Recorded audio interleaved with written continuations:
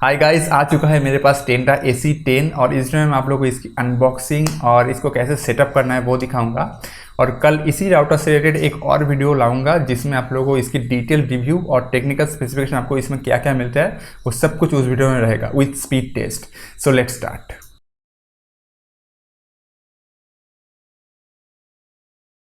सो guys, ये है Tenda AC1200 series wireless gigabit mono wifi router Tenda AC10।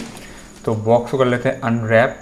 So as you can see AC1200 series में wifi gigabit wifi router and आपको कुछ black and red texture में ये box pack देखने मिल जाएगा and कुछ इन्फॉर्मेशन यहाँ पे दिया गया है। अगर आपको देखना है तो आप वीडियो पॉज करके देख सकते हैं, ठीक है। तो पीछे भी आपको कुछ इन्फॉर्मेशन दिया गया है। 6 dpi एंटेनास यहाँ पे दी गई है इस राउटर में। सो आई थिंक रेंज काफ़ी अच्छा खासा मिल जाएगा इस वाईफाई राउटर में। तो बॉक्स को कर लेते हैं ओपन। सो अंदर आपको कुछ ऐसा पैकेजिंग मिल जाएगा। कुछ पुस्तकें यहाँ पे प्रोवाइड की गई हैं टेंडा की तरफ से, क्विक इंस्टॉलेशन गाइड एंड एक QR कोड है। आप इस QR कोड के ज़रिए जो वाईफाई टेंडा वाईफाई ऐप है वो डाउनलोड कर सकते हैं। यहाँ पे एक 9 वोल्ट 1 एम्पियर का पावर एडाप्टर दी गई है। सो ये जो राउटर है ये आपका मैक्सिमम 9 वाट तक पावर कंजम्पशन कर सकता है। और एक Cat 5e केबल और एज यू कैन सी कुछ बिल्ड क्वालिटी आपको ऐसा मिल जाएगा। इसकी build quality not that good. यहाँ पे ये जो केबल है वो बहुत ज़्यादा बेंड हो चुकी है, तो आपको शायद इस केबल के ज़रिए अगर आप इंटरनेट यूज़ करें तो शायद पिंग इशू आ जाए। एनीवेज आपको ऐसा एक वाईफाई राउटर देखने मिल जाएगा। गाइस बहुत ही खूबसूरत राउटर है और क्या ही बताऊँ, गेमिंग लुक देता है आपको बिल्कुल। अगर आप इस राउटर को डेस्क पे रखते हैं, जो कि आपको नहीं करना चाहिए एनीवेज, अगर आप इसको डेस्क पे रखते हैं तो बहुत ही धांसू लुक मिलने वाला है आपको। सामने टेंडा की ब्रांडिंग दी गई है और कुछ पावर इंडिकेटर्स, और आपका जो फाइनल सेटअप है that will be looking something like this. बहुत ही खूबसूरत है, बहुत ही खूबसूरत है। पीछे बहुत सारे वेंट्स दिए गए हैं और वॉल माउंट के लिए भी जगह दी गई है, तो आप अगर आप चाहें तो इसको वॉल माउंट भी कर सकते हैं। और ये जो पोर्शन है ये बहुत ही चौड़ी है, तो ये सरफेस से थोड़ी सी ऊपर रहेगी, so that's a good thing. And side में भी कुछ वेंट्स दिए गए हैं ताकि अगर आप इस राउटर को सरफेस पे रखते हैं तो थोड़ी सी ऊपर से भी इसकी हीट निकल सके। टोटल आपको यहाँ पे 4 पोर्ट्स प्रोवाइड की गई है, उनमें से एक वैन पोर्ट और 3 लैन पोर्ट। सब के सब पोर्ट यहाँ पे गीगाबिट पोर्ट है, एक WPS बटन और एक power input port. So that's it guys, ये है टेंडा AC10।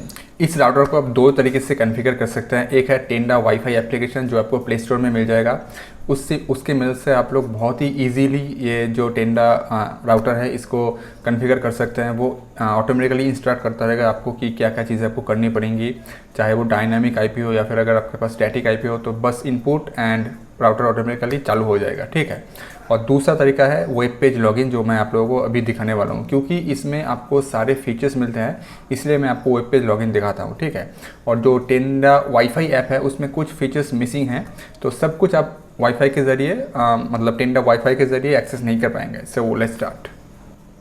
सो कॉन्फ़िगरेशन स्टार्ट करने से पहले आपको पहले इस राउटर को ऑन कर लेना है एंड देन जब इसका वाईफाई सिग्नल निकलेगा तो वाईफाई में कनेक्ट होके फिर इसको कॉन्फ़िगरेशन स्टार्ट करना है, ठीक है। चाहे वो टेंडा वाईफाई ऐप हो या फिर अगर आप इसको डेस्कटॉप या लैपटॉप से कॉन्फ़िगर करना चाहे तो भी। मैंने इसको लैन से कनेक्ट किया है ताकि मैं इसकी वाईफाई को भी यूज़ कर सकूं और जो मेरा नेटवर्क है वो भी मैं यूज़ कर सकूं, ठीक है।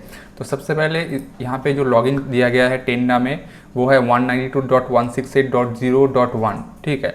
लेकिन क्योंकि मेरे पास अभी एक और राउटर है और लॉगिन कन्फ्लिक्ट हो रहा है तो इसलिए इसका जो नेटवर्क एड्रेस है वो चेंज होके 192.168.1.1 हो गया है, ठीक है। लेकिन आप लोग ये 0.1 होगा।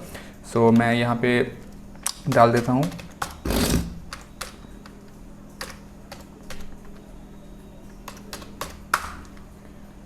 सो एज यू कैन सी यहाँ पे टेंडा का जो लॉगिन पेज है वो निकल के आ चुका है। और सबसे पहले आपको यहाँ पे वाईफाई पीछे लिखा था कि आपको वाईफाई कुछ जो पासवर्ड है वो डालना पड़ेगा, लेकिन यहाँ पे कुछ भी नहीं वैसा।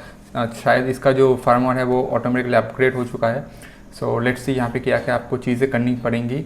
तो यहाँ पे 3 तरीके से आप इसको कॉन्फ़िगर कर सकते हैं, PPOE, डायनामिक IP और स्टैटिक IP। तो मैं इसको डायनामिक IP का भी कॉन्फ़िगर करूँगा क्योंकि ये मेरा राउटर मेन राउटर से अभी कनेक्टेड है। तो इसलिए आपको सबसे पहले इसको, तो मैं इसका जो वाईफाई नेम है पे चेंज कर देता हूँ यहाँ पे टेंडा AC10। एंड आप यहाँ पे कुछ भी वाईफाई पासवर्ड सेट कर सकते हैं आपकी हिसाब से।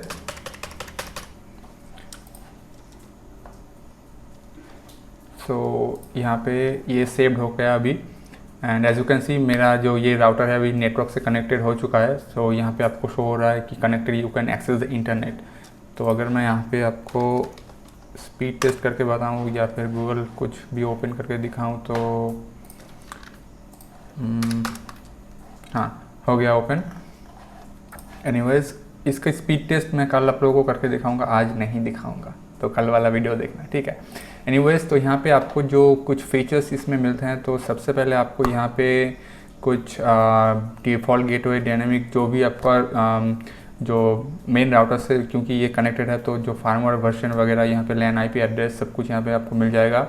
क्या क्या आपकी IP एड्रेसेस हैं वो, और क्या क्या ऑनलाइन डिवाइसेस जो कि अभी इस राउटर से कनेक्टेड है, डाउनलोड स्पीड, अपलोड स्पीड, यहाँ पे ऑल टोटल जो है अभी इस राउटर में वो यहाँ पे कैलकुलेट होकर आप लोगों को दिख जाएगा, ठीक है। इसके बाद यहाँ पे इंटरनेट सेटिंग्स में आपकी router, WISP, universal repeater and AP, इन चारों मोड में आप इस राउटर को ऑपरेट कर सकते हैं। इसके बाद यहाँ पे वायरलेस सेटिंग्स में आपको एक ऑप्शन मिल जाता है प्रेफर्ड बैंड नाम से।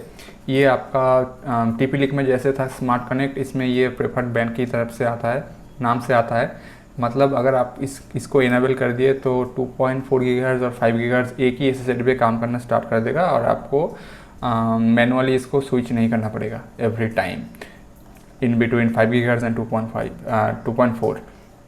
इसके बाद आप इसकी जो वाईफाई सिग्नल स्ट्रेंथ है वो यहाँ पे हाई, मीडियम, लो सेट कर सकते हैं। तो अगर आपका घर छोटा है तो आप इसको लो या मीडियम पे रख सकते हैं, क्योंकि अगर आप नहीं चाहते कि आपकी जो SSID है, जो रेंज है, आपके घर के बाहर निकले और कोई भी इसको एक्सेस कर सके, तो उस हिसाब से अगर आप इसको सेट करेंगे तो वो लो एंड मीडियम पे रखिए, और अगर आपको ज़्यादा रेंज की ज़रूरत है तो आप इसको हाई पे रख सकते हैं, ठीक है।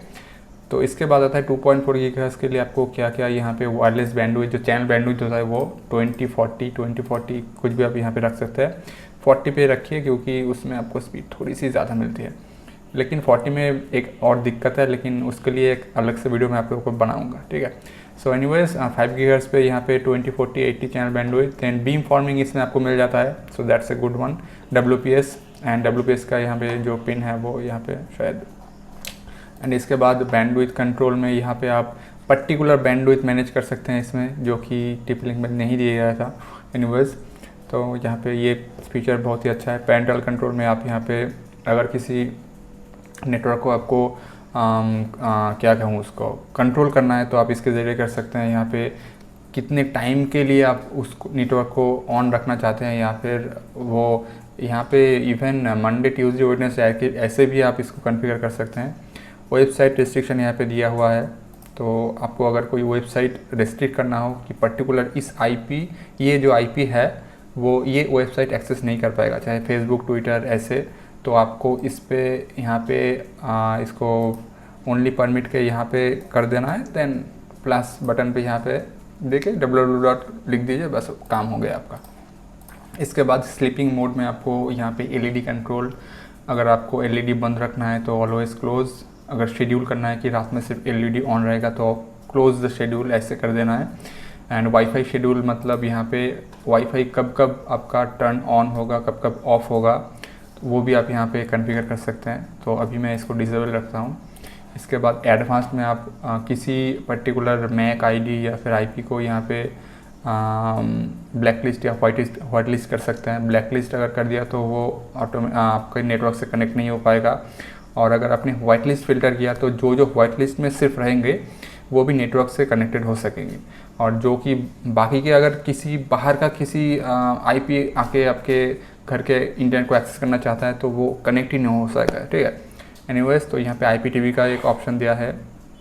इसके बाद IP MAC binding and something else, IPv6 support आपको इस राउटर में मिल जाएगा। एंड एडमिनिस्ट्रेशन में आपको अगर आपको पासवर्ड चेंज करना है या फिर आपको लैन पैरामीटर चेंज करना है, जिस बारे में मैं आपको शुरू में बताया था कि यहाँ पे लैन पैरामीटर ऑटोमेटिक चेंज हो चुका है, आपको ये 192.168.0.0.1 दिखेगा, ठीक है।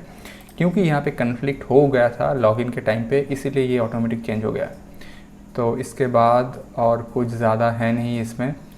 अगर आप इस राउटर को रिमोट मैनेजमेंट करना चाहते हैं तो इस ऑप्शन को इनेबल कर दीजिए। देन आप www.tenda.com पे may be, I am not sure, तो यहाँ पे मैनेजमेंट IPS स्पेसिफिक, इसको मुझे देखना पड़ेगा एनीवेज, लेकिन आई एम श्योर कि आप इसको अगर रिमोट मैनेजमेंट में आप जब इस राउटर से वाईफाई या लैन से भी कनेक्ट नहीं होंगे, किसी दूसरे नेटवर्क से कनेक्टेड होंगे, तो भी आप इस राउटर को मैनेज कर सकते हैं।